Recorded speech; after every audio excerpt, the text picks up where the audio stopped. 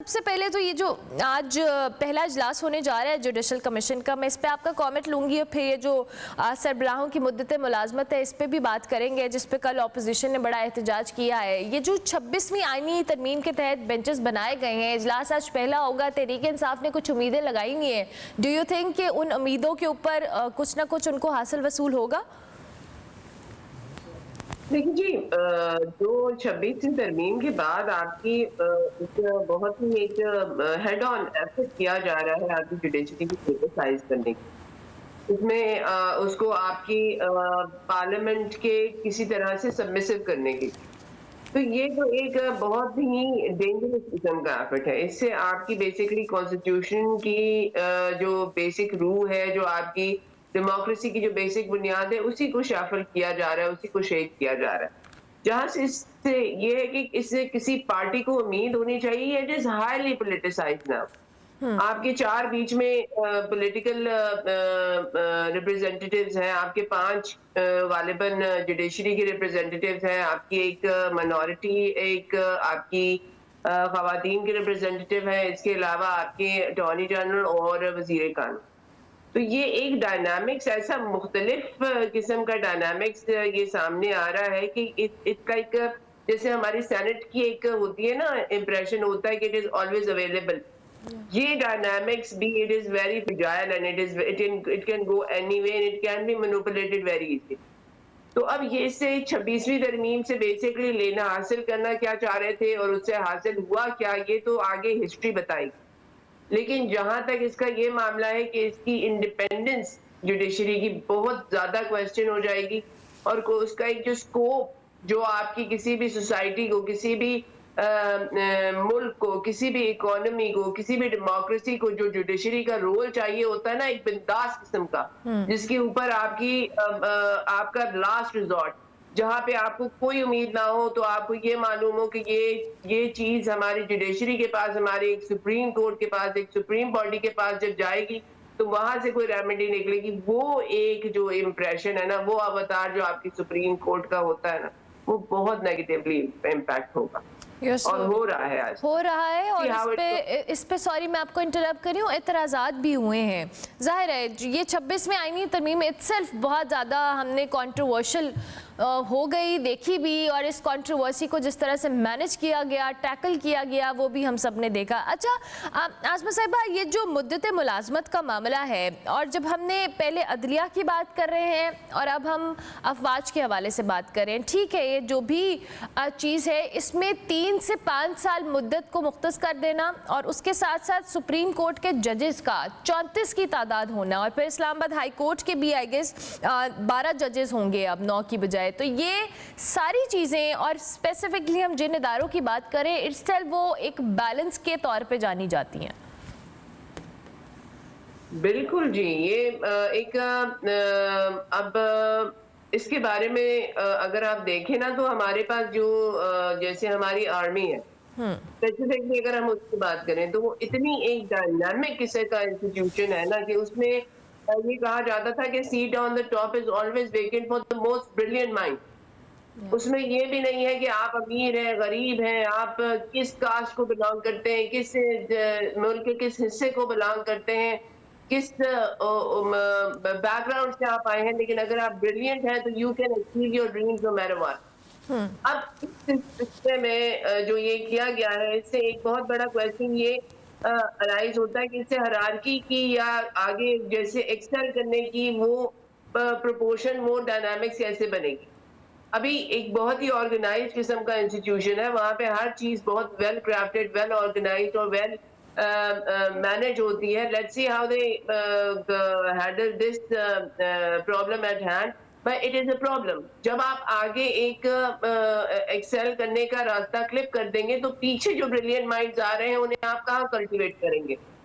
किस तरह से उन्हें यूटिलाइज करेंगे, या आप उन्हें वेस्ट करते चले जाएंगे। तो ये एक बहुत ही यूनिक किस्म का इसमें मुझे एक एथिकल डायलेमा नजर आ रहा है। मगर let's see how this organisation handle this problem at hand that is given to them. ठीक है, और जजेस के तादाद के हवाले से सुप्रीम कोर्ट के जजेस की तादाद 34 कर दी गई है।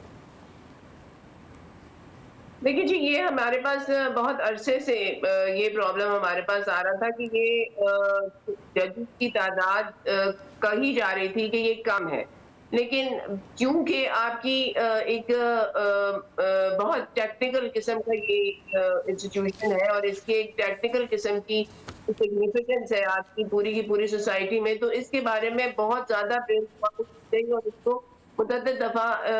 टेक अप करने से थोड़ा-सा हेसिटेंट रहा गया क्योंकि फिर इसमें वो एलिमेंट स्टिग्मा ऑफ मैनिपुलेशन आ जाता है। लेकिन अब तो स्टिग्मा ऑफ मैनिपुलेशन है ही नहीं, हम तो खुल्ला-डुल्ला with all with no shame judiciary को हम मैनिपुलेट करना जा रहे हैं। तो अब हमें इसकी तो कोई ना स्टिग्मा की, ना टैबू की, ना इसकी इम्प्लिकेशंस की कोई हमें परवाह है। इससे भी एक यही इंप्रेशन आता है कि जहां पे आप उसको इस तरह से इन नंबर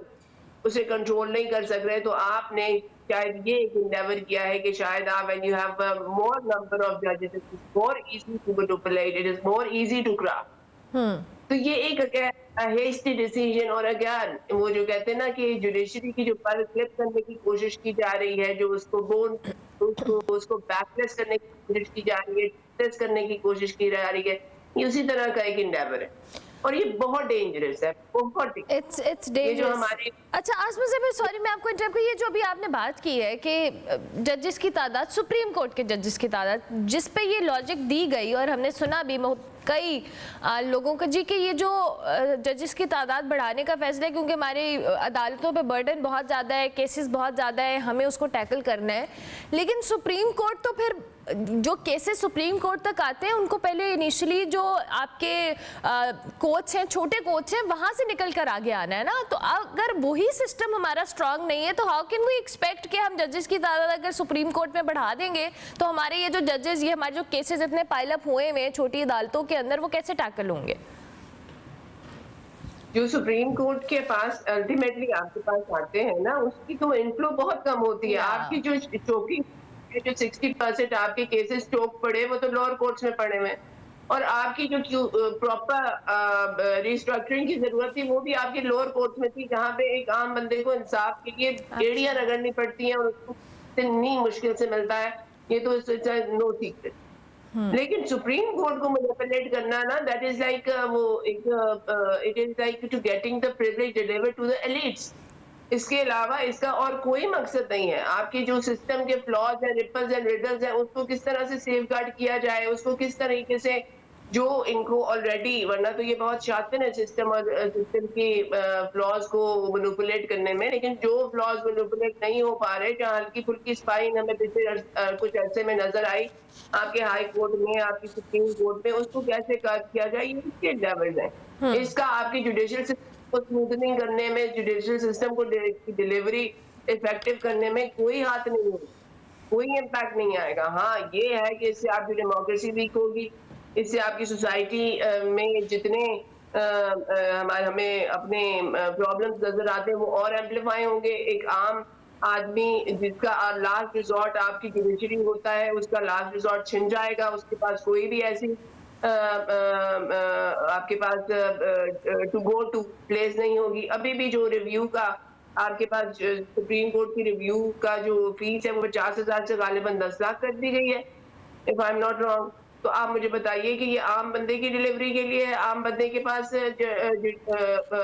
इंसाफ पहुंचाने के लिए क्या क्या है? इसमें बहुत ज्यादा अच्छा मेरे पास टाइम कम है आसमा साहब, मैं चाहूँगी मेरा आखिरी सवाल, जो कल हमने हंगामा आराई देखी है, वैसे तो हमें ये एक अच्छी हुकूमत जब चल रही होती है या जो इस तरह के सिस्टम चल रहा होता है तो उसमें एक ऑपोजिशन का स्ट्रांग होना बड़ा इंपॉर्टेंट होता है, और इस वक्त तहरीक इंसाफ हो वो ज़ाहिर है ऑपोजिशन की एक रोल के अंदर मौजूद है। लेकिन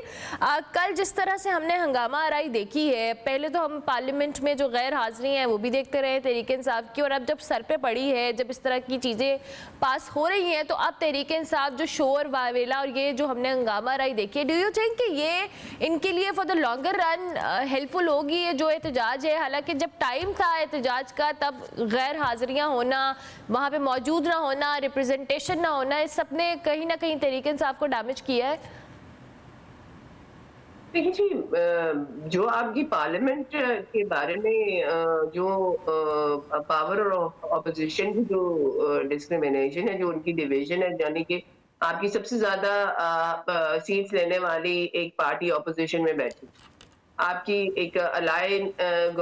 गवर्नमेंट है, जो कि गवर्नमेंट में है, और उसके बारे में भी बहुत सी क्वेश्चन स्टिल अनसेड है। हमारे पास तो वो आ जाता है ना, हम तो मिट्टी पाव पॉलिसी पे चलते हैं, हमारे पास अभी भी फॉर्म 47 का मसला उसी तरह का कायम और दायम है, लेकिन हमने मिट्टी पाव नहीं का है। तो जहां पे आपकी पार्लियामेंट इतनी फ्रजाइल हो, जहां पे पार्लियामेंट इतनी वनरेबल हो, जहां पे आपकी बैकिंग ही ना हो लोगों की वोटों की, तो उसमें फिर आप मुझे बताइए कि कितना आप उसको स्मूथली रन कर सकेंगे, या गवर्नमेंट कितने स्टडी होगी अपनी फुटिंग पे, या ऑपोजिशन कितनी मीग होगी अपनी स्टैंडिंग पे। ऑपोजिशन को पता है कि उसके पीछे जो है वो अवाम की सपोर्ट है, और गवर्नमेंट को पता है कि ऐसी कोई बात नहीं है। It's only being cozy with certain entities as long as they are cozy, they are in power. तो जहाँ पे आपके पास ऐसे डायनामिक हो ना, फिर पार्लियामेंट के यही रंग ढंग होते हैं वहां पे, फिर और आप बहुत कोई एलीट किस्म की कानून साजी का एटमॉस्फेयर वहां देखते नहीं है। नहीं देखते। जब तक आप गौर नहीं करेंगे, आपकी पार्लियामेंट इसी तरह से एक केओस में रहेगी। हमारा पूरा मुल्क केओस में है जी, पार्लियामेंट को हम कैसे सेट और जिन्होंने इस केओस को सेटल करना है वो खुद इस केओस में फंसे हुए हैं, ये भी एक बहुत बड़ा अलमिया है।